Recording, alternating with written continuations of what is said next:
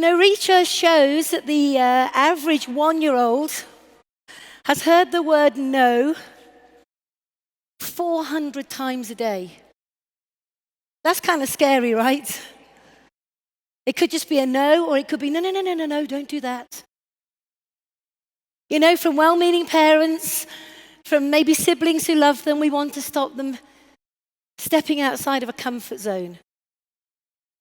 By the time they're 5, they've heard the word no over 200,000 times. Isn't that incredible? And by the time they're teenagers, they've heard the word no over 400,000 times. And by the time they're adults, they've heard the word no many, many, many, many more times than they ever have heard the word yes. And so you would think, wouldn't you, that we would all be used to hearing the word no. Wouldn't you? Comfortable with it, happy with it, no problem, no fear, doesn't worry me. But the reality is, for most people, and for me, that when we start out on our network marketing journey, our biggest fear, our biggest challenge, something that we have to overcome in order to achieve greatness, is learning how to handle the word no. 2 tiny letters that can stop somebody dead in their tracks. They may have all the dreams and the desires and the focus and the energy and the passion, but if they hear that word no too often, that passion can begin to dry and fizzle out, and questions and doubt starts to take its place. One of the things I had to understand was how to turn the no's into a yes.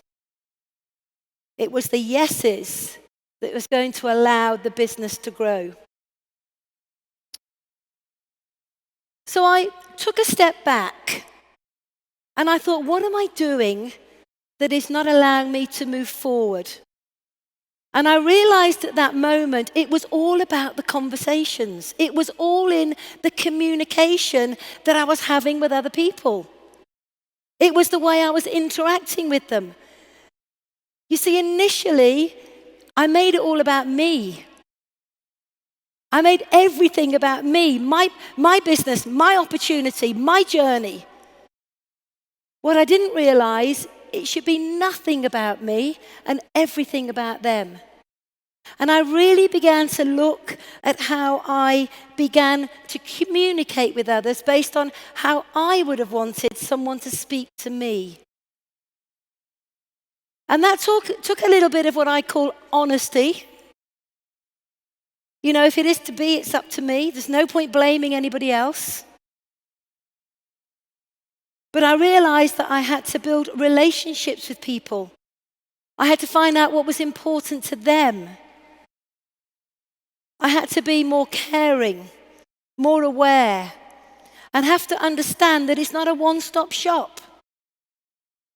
Sometimes your conversations, whether they be face-to-face, online, it's not the first conversation that bears the results. It could be many conversations down the line. And what I realized is that when you start communicating with people, this for me, this little bit that I'm sharing with you now was a game changer for me, is when I started picking up the phone, having a chat, asking them how they were, what they were doing, how the kids were, how was work. Did they have a great holiday? What had they got planned for Christmas? When I really got into them, I began to realize people opened up a lot more. Then at the end of the conversation, I just drop in why I was communicating with them, what I was passionate about, and why I would like to have a get-together with them. And here's the key thing. If at that time, before this moment, they said no, I put the phone down, that was it, end of story. No more communication with them. But at this stage now, because of my paradigm shift, because of my realizing it was more about them and not me, I actually was looking for the no's now. I didn't mind. I was ready to embrace them.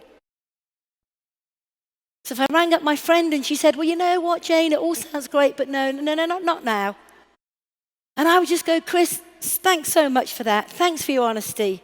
I really appreciate it. However, I'm really passionate about what I'm doing, and whilst the time may not be right for you at the moment, can we keep in touch?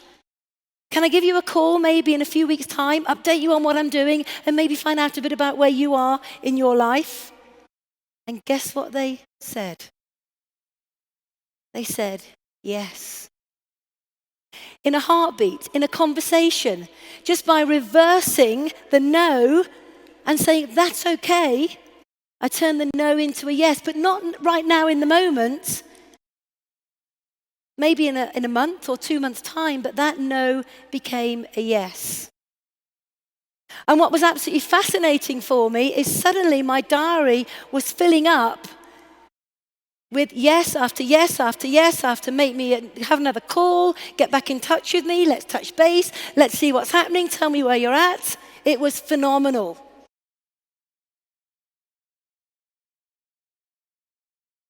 Now, sometimes I call them back, as arranged, on the exact day and time that I'd arranged. I give them a quick call, hey, how you doing? You know, we spoke a few weeks earlier and the timing wasn't right for you, and we agreed that we speak today. How's things? How's it been? I'd always make notes of our previous conversation that I could refer to. And sometimes they would show great interest, but they say, Jayne, you know, the timing still isn't right. I go, hey, that's no problem. This opportunity I want to share with you is too important for us not to get together. So why don't I give you a call maybe in 3 or 4 weeks' time? So every single no was turned into a yes, one way or another. Sometimes I could ring them up 4, 5, 6 times. On the 6th time, they say no, and I would say to them, you know what? I'm never going to stop calling you. Because this opportunity is too important, and I think too much of you. And I don't want you to miss it. So I pay a compliment. Hey, my name is Worre, and if you're involved in the network marketing profession, I want to invite you to come to the Network Marketing Pro YouTube channel. Every week, we put out content on how you can become a network marketing professional. We have tips, ideas, strategies, interviews with million-dollar earners in the profession, interviews with global icons like Tony Robbins or Sir Richard Branson, lots of different things that we provide. They're absolutely free. Do yourself a favor, click on the link, subscribe to the YouTube channel, tell your friends to do the same, and I can't wait to see you there.